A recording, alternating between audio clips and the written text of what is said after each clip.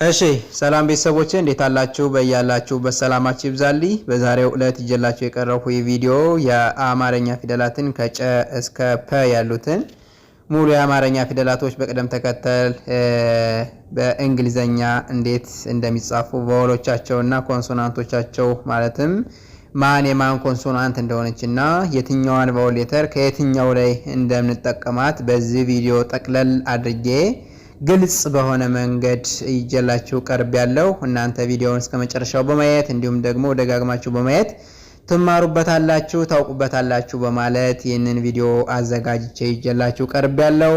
ስለዚህ እናንተ ቪዲዮውን ከወደዳችሁት ላይክ፣ ሼር እንዲሁም ሰብስክራይብ በማድረግ ለመላው ዓለም ተደራሽ እንዲሆንና መማር ያልቻሉ ዜጎቻችን ባሉበት ሆነው መማር እንዲችሉ ለማለት እወዳለሁኝ። ከዚህ በመቀጠል በውስጥ መስመር ገብታችሁ መማር ለምትፈልጉ ቪዲዮ ላይ ባስቀመጥነው ስልካችን በኢሞ፣ በቴሌግራም፣ በዋትስአፕ እንዲሁም በሌሎች ሶሻል ሚዲያዎች ላይ በመደወል በኦንላይን መማር ትችላላችሁ። እንግዲህ ዛሬ ይጀላችሁ ወደ ቀረብኩ ቪዲዮ አመራለሁ። አብራችሁ ይቆዩ። እሺ መጀመሪያ የአማርኛ ፊደላቶችን አነባለሁ። ከዛ ኮንሶናንቱን ማን እንደሆነ ቫወሉ ማን እንደሆነ እንዲሁም ደግሞ በእንግሊዘኛ ደግሞ አነብላችኋለሁ ማለት ነው። በእያንዳንዳቸው ስንቆጥራቸው እነዚህን ፊደላቶች ጨ፣ ጩ፣ ጪ፣ ጫ፣ ጬ፣ ጭ፣ ጮ። እንግዲህ ይህ የአማርኛ ፊደል ነው። ነገር ግን ወደ እንግሊዘኛ የማናት ኮንሶናንቷ የሚለውን ስናይ የጨ ኮንሶናንት ሲኤች፣ እነዚህ ሁለቱ በአንድ ላይ ሲጣመሩ ምን ይሆናል?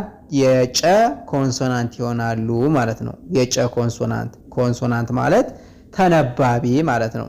ሶ የጨ ኮንሶናንት ሲኤች ከሆነ መጀመሪያ ላይ የምንጠቀማት ቫወል ሌተር ኢ ትሆናለች። ሶ ሲ ኤች ኢ ብለን እንጽፋለን ማለት ነው። ሲ ኤች ኢ። ጩ ሲ ኤች ዩ፣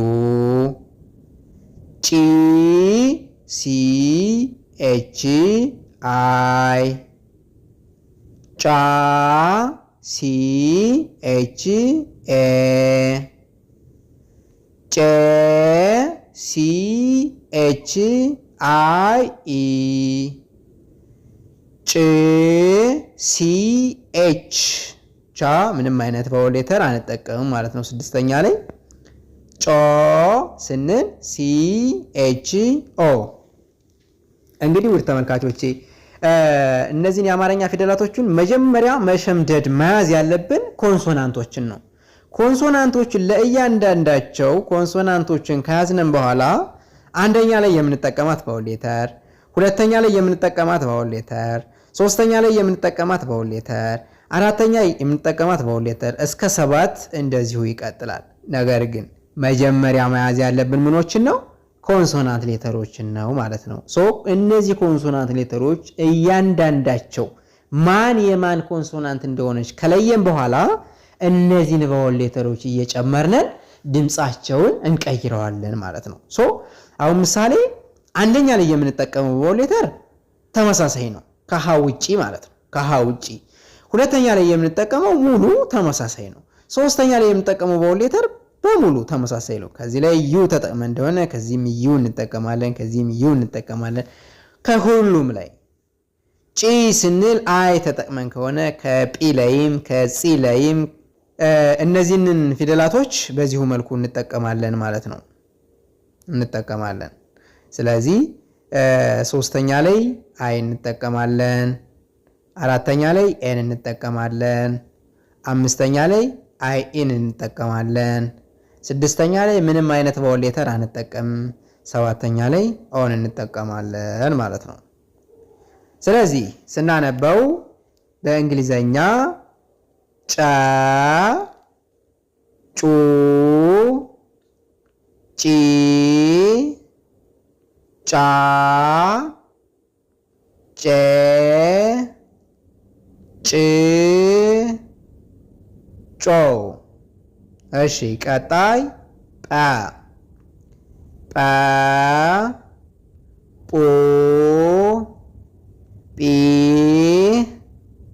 ጳ ጴ ጵ ጶ። በጣም ጥሩ። እሺ ቀጣይ የጰ ኮንሶናንት ማን እንደሆነች እናያለን ማለት ነው። የጰ ኮንሶናንት ፒ ትሆናለች። ፒ የፐና የጰ ኮንሶናንቶች ተመሳሳይ ነው የሁለቱ ፊደል ማለት ነው። ሶ የጰ ኮንሶናንት ፒ ከሆነች ከጰ እስከ ጶ ፒ ናት ማለት ነው። የሚለያዩ ምኖች ናቸው? ቫወሎች ናቸው።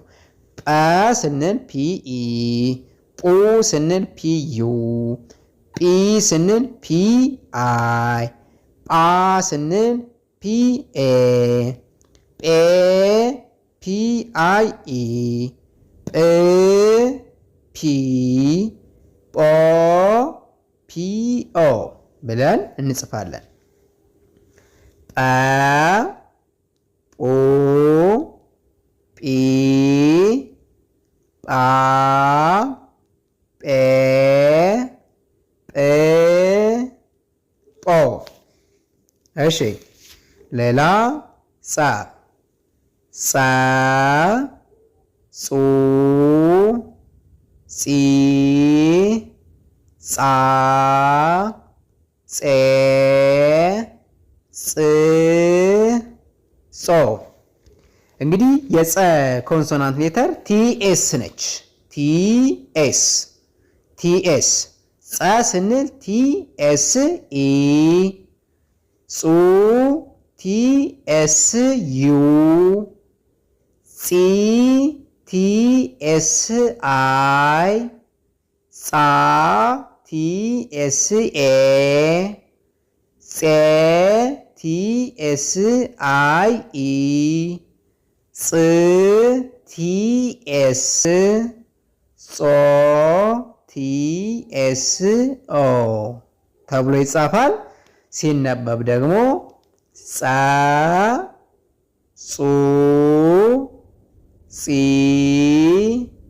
ጻ ጼ ጽ ጾ። እሺ ቀጣይ ፈ ፈ ፉ ፊ ፋ ፌ ፍ ፎ። እንግዲህ የፈ ኮንሶናንት ሌተር ወይም ተነባቢዋ ኤፍ ነች። ፈ ስንል ኤፍ ኢ፣ ፉ ኤፍ ዩ፣ ፊ ኤፍ አይ፣ ፋ ኤፍ ኤ፣ ፌ ኤፍ አይ ኢ፣ ፍ ኤፍ ብቻ፣ ፎ ኤፍ ኦ ብለን እንጽፋለን። እሺ ፈ ፉ ፊ ፋ ፌ ፍ ፎ። እሺ ደግሞ ፐ ፑ ፒ ፓ ፔ ፕ ፖ። እንግዲህ ፐ ስንል ፒ ኢ የፐ ኮንሶናንት ፒ ነች። የፐም ተመሳሳይ ፒ ነች ማለት ነው። ፐ ስንል ፒ ኢ፣ ፑ ፒ ዩ፣ ፒ ፒ አይ፣ ፓ ፒ ኤ፣ ፔ ፒ አይ ኢ፣ ፕ ፒ ብቻ ፖ ፒ ኦ ሲነበብ ፐ ፑ ፒ ፓ ፔ ፕ ፖ። እንግዲህ ውድ ተመልካቾቼ የአማርኛ ፊደላቶች ሲጻፉ በዚሁ መልኩ በደንብ አድርገን እናያቸዋለን፣ እንጽፋቸዋለን ማለት ነው። እናንተ ይህንን ቪዲዮ ስላያችሁት እጅግ በጣም አመሰግናለሁኝ። በሌላ ቪዲዮ እስከምንገናኝ መልካም ጊዜ